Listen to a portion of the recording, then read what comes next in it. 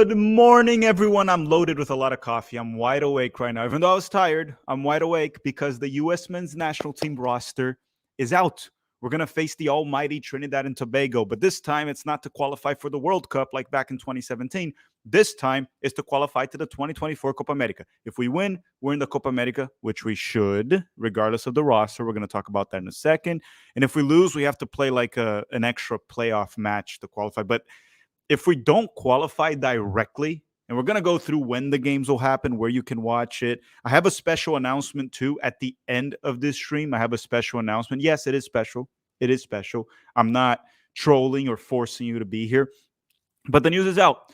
Greg Berhalter selects 24 players, 24 USMNT players training camp roster ahead of the CONCACAF Nations League quarterfinals against Trinidad and Tobago. Keep in mind, he can only register 23 for the game. So he's going to have to cut one player per game. One player won't make the cut. He does have to register 3 goalkeepers. That is a rule in CONCACAF.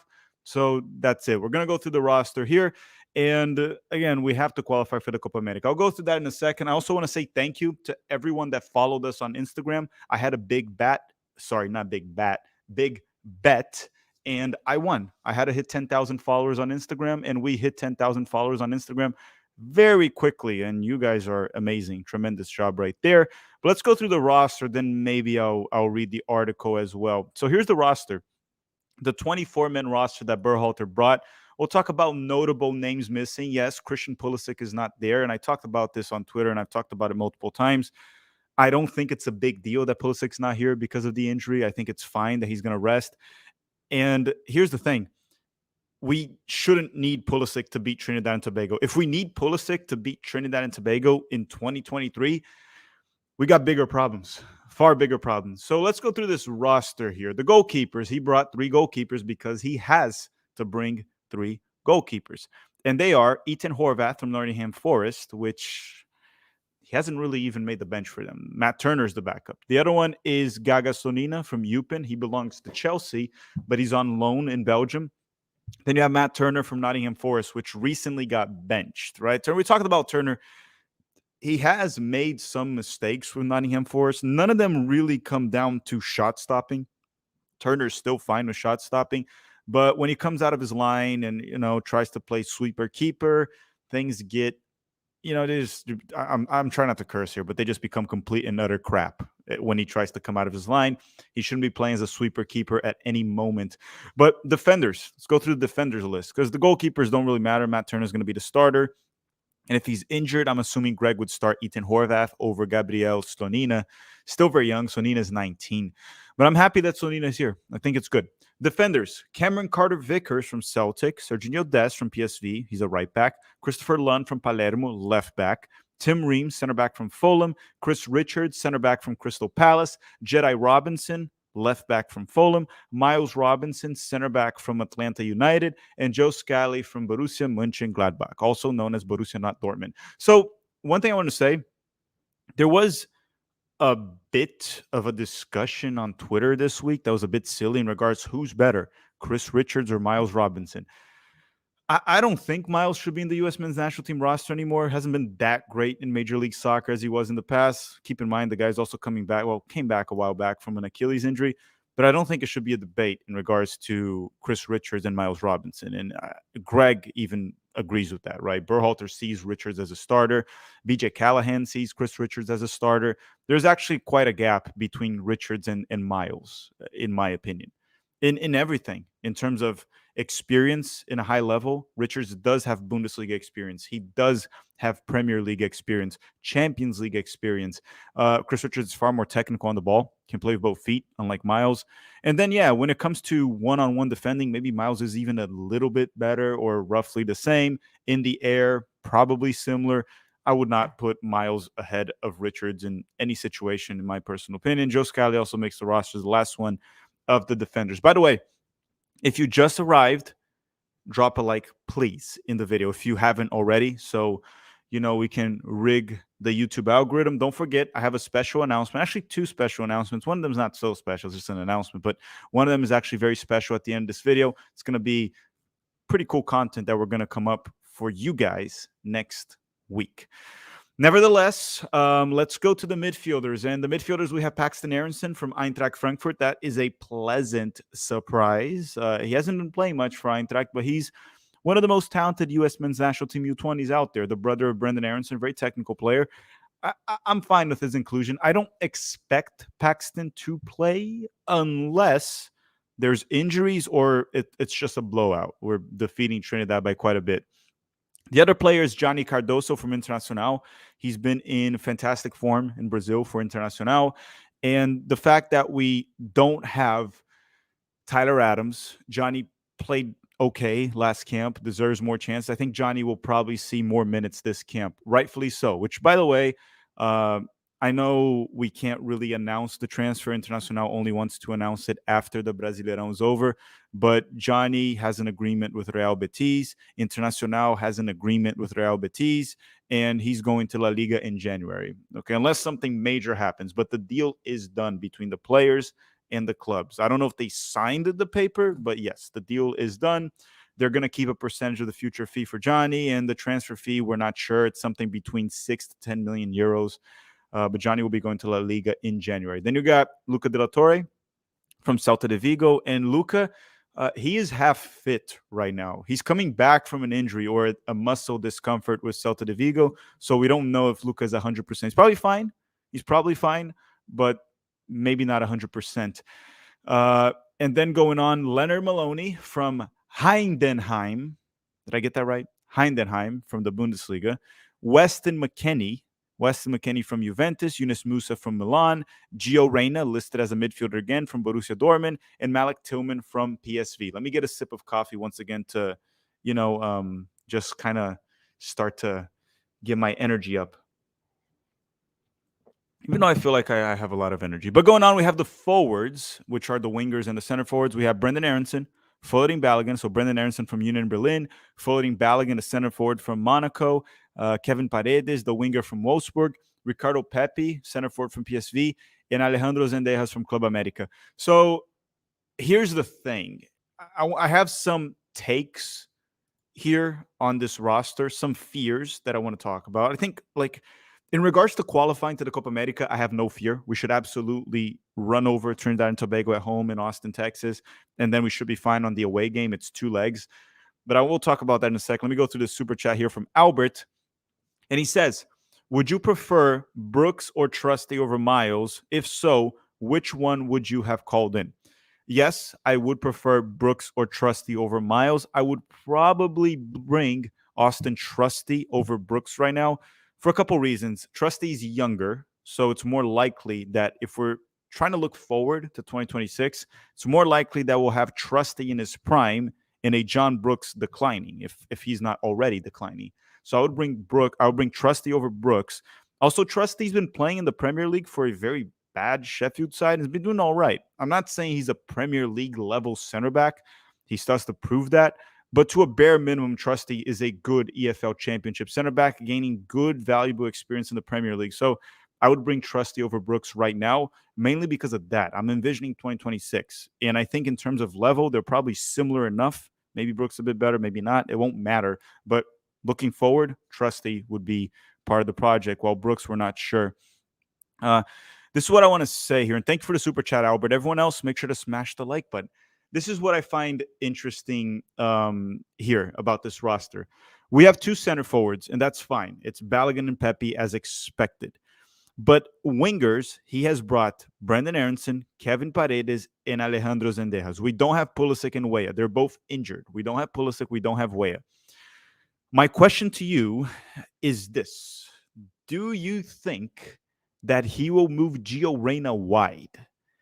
And I think that might happen this camp. Berhalter usually brings 4 wingers. He always brings 4 wingers. On this roster, according to the listing, we only have 3 because he listed Gio as a midfielder. But we've seen him in the past list player. Just because a player is listed in the midfielder doesn't mean he can't play on the wing. So we're gonna do a match preview for Trinidad and Tobago, and I'll probably address that in details in that one and give my projected starting 11 and the starting 11 I would like to see. I kind of wanted to see him test a 3-5-2. I wanted to see a 3-5-2. I'll talk about that on the match preview. We'll release it probably on Monday or Tuesday. But I wouldn't be surprised if we see something like Brendan Aronson on the left wing replacing Pulisic, and then Gio Reyna on the right wing replacing Tim Weah. And then the midfield, probably something like Johnny, Musa, and McKennie. I seriously would not be surprised if we see something like that against Trinidad and Tobago. Now, you may be asking me, is that a problem? I mean, we're going to beat them at home. If we don't beat them at home with these players, it's an ultimate disgrace and embarrassment. And it's just, if we don't beat them at home, we might actually not make it to the Copa America, because if we can't beat them in Austin, we're not going to beat them in Trinidad, especially with Berhalter's away record. But I think that's something we might see. Gio Reyna playing on the right wing. I'll address that on the match preview. I'll address that later on. But that's one of my concerns. After that, the roster, there's no big surprise besides like Paxton Aronson, I would say. And then the federal agent here with the super chat, thank you very much, saying Fed here. If Booth isn't here, I'm assuming he'll be with the U23s. I hope Pukstas gets called in for the U23s as well. Yeah, I believe he's with the U23s. Now, Taylor Booth hasn't been playing well for Utrecht lately, just to make that clear. I think he's very talented, and I think he has a good opportunity. And to be fair, Brendan Aronson hasn't been really thriving this season as well. But Taylor Booth came back from an injury, and he hasn't really been playing well. So it makes sense that we would leave him at the U23s. Zendejas has also been playing, right? He's been playing well for Club America, scoring quite a bit in the past few games. I think he scored like 3 goals in the past 4 games. I understand Zendejas sucked in the Gold Cup, like very badly. It was terrible, but it makes sense that he's here. We don't have Weah. We don't have Pulisic. They're injured. Luca Coleosho's not ready to commit. Berhalter has been in touch with Coleosho. So it's understandable. Julian Vivas also says, what do you think of no Taylor Booth? So, Julian, I accidentally addressed that before I even saw your chat. So I think I answered it. I think it makes sense. He's not playing well. He's probably with the U23s. So I'm okay with that for now. Let's see here. Zach E saying, any chance he plays Tillman on the wing to start and leaves Gio Reyna in the midfield? I don't think so, Zach. I think if he had to choose one or another to play central, he'd probably put Malik Tillman. We've seen Greg play Malik Tillman central even before the 2022 World Cup, which means he was already envisioning Tillman as a player that plays as a 10. I think he even said it once, or it was rumored that he saw Tillman as a possible false 9, while Gio Reyna had always been seen as a winger by Greg. And then it wasn't until last camp that Greg finally played Gio central. So I think when push comes to shove, if he has to choose between Gio Reyna playing central or Tillman, he'll probably go with Tillman and push Gio to the wing. But Gio Reyna will start this camp for sure, especially without Pulisic and Tim Weah. I'm just saying that if I was a betting man, and I'm not here, okay? Again, we can't even mention that these days. We don't want to get in trouble here. But what I would say is he'll probably go with Gio Reyna on the right wing, Brendan Aronson on the left wing, and the midfield will be probably Johnny at the 6, Musa and Weston McKennie as a dual weights. Remember, Greg has experimented with a 10. We saw that with Gio last camp, especially against Ghana. But the dude is just horny for that 4-3-3. And I'm very sorry for that. I'm very sorry for being a bit vulgar there. But the dude just like, he sees that 4-3-3. The man just starts salivating. It goes crazy. He loves that 4-3-3 formation. And whenever he gets a chance to put a 4-3-3, he'll put a 4-3-3 formation. I would kind of want to see a 3-5-2 since we don't have both of our starting wingers. I would want to see a 3-5-2, Gio Reyna at the 10, and possibly Balogun and Pepe up top, but I doubt it. He'll see. We've seen Greg try the 3-5-2, I think, once, and it was in the 2021 Gold Cup when he played like Zardes and DK up top, which was a disaster. Jeff is saying, happy birthday. Thank you, Jeff, but today's not my birthday. Not today. My birthday's tomorrow, not today. But thank you anyway. And for the kisses. S27 saying PFOC and Trusty are the biggest snubs. Trusty, yes, but PFOC is injured, man. S27, PFOC is injured. The last game that he scored, he was injured. So I wouldn't call it really a snub. Now, would he have been called in if he wasn't injured? Probably not. But he's injured, so we can't really call it a snub. But Trusty, yeah, he's healthy. And Sam is saying 3-5-2 with Reem, Richard, CCV, Jedi, Musa, Gio, Wes, Dest, Balogun, Pepe. Yeah, that's the one I put on Twitter. That's a 3-5-2 I would like to see. I don't think we will see. And then Cubo Maker. I'm going to go through the super chats, and then I am going to make an announcement, a quick announcement. Okay. So going on, Cuba Maker saying, I'm Tack and I miss the Pirate of the Caribbean. So you miss Jesus Ferreira.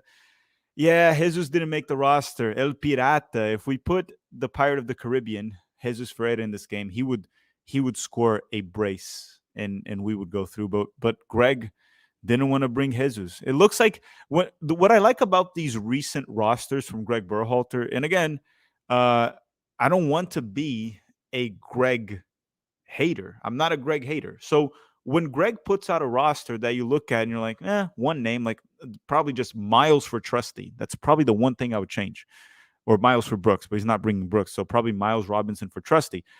Outside of that, like the roster's fine. And in the past, Greg Berhalter's rosters were a bunch of monstrosities. We would see like Christian Roldan, Jordan Morris, Paul Riola. I mean, look at the World Cup roster. He literally brought Jordan Morris, Christian Roldan, Aaron Long, Walker Zimmerman, all these guys to the World Cup. And probably a few other, like Shaq Moore also. Brought Shaq Moore. When you look at that roster from a year ago, and then you look at this, you're like, well, Greg, thank you, man. Thank you. For the most part, he's picked the obvious. And I mean, I can't really complain about this. Power of Music is saying, how do we lack wingers? I've seen a lot of left and right wingers hanging around the capital. What capital are you talking about? Like Washington, D.C.?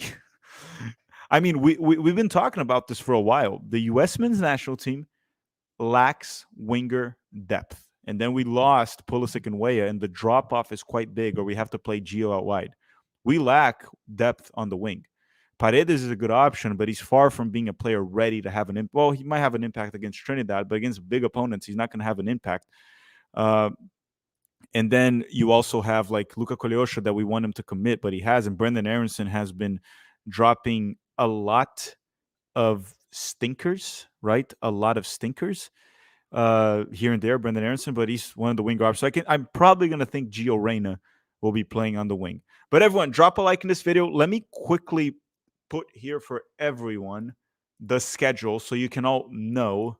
Where is it here? There it is. There it is, the schedule. So we're going to be playing Trinidad and Tobago November 16th at 9 p.m. Eastern Time. You're going to be able to watch the game on TNT, Telemundo, Universal, Max, which Max is not a dog. It's like a streaming service from HBO.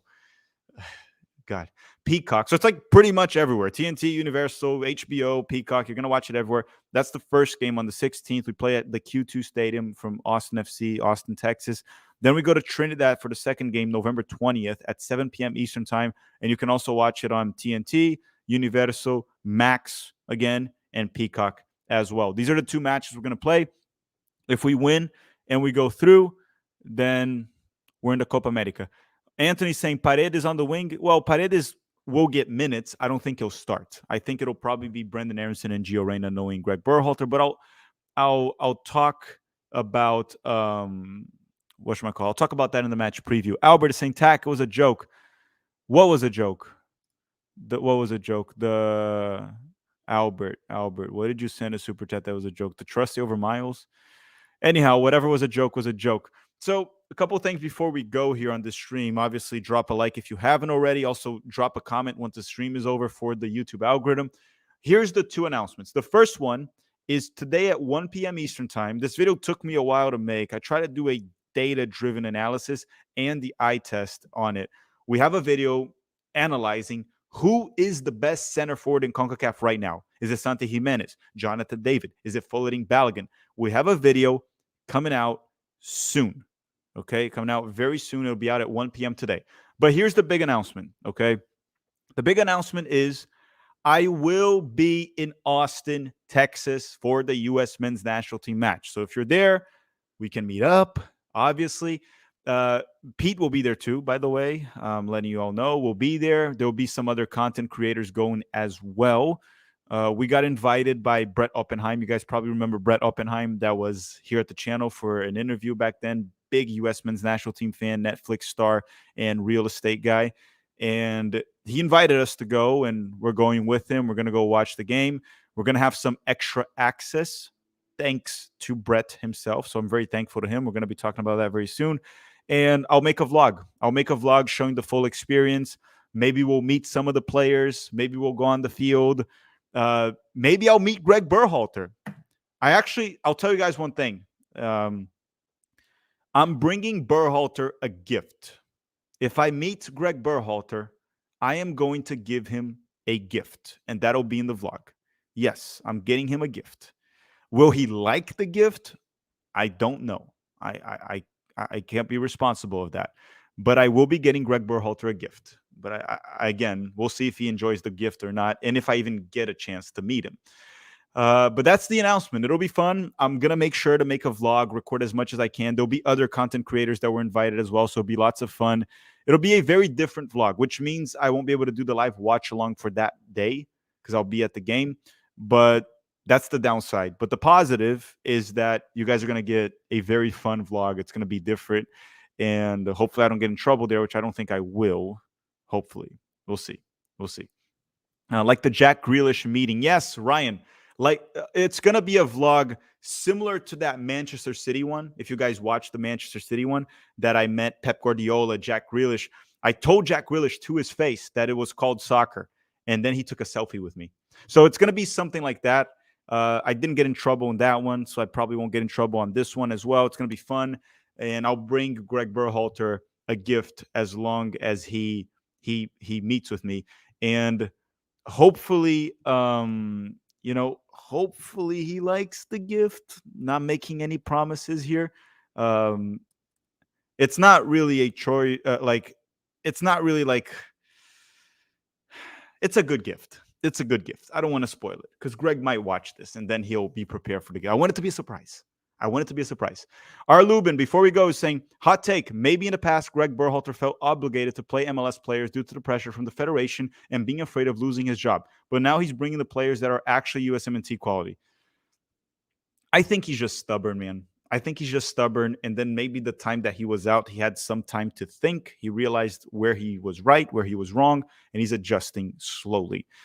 I just think he was just stubborn. He had an idea of how he wanted to play. He had players he liked, and he sticked to those players. That's what I think happened. I don't think it was any pressure to play certain players.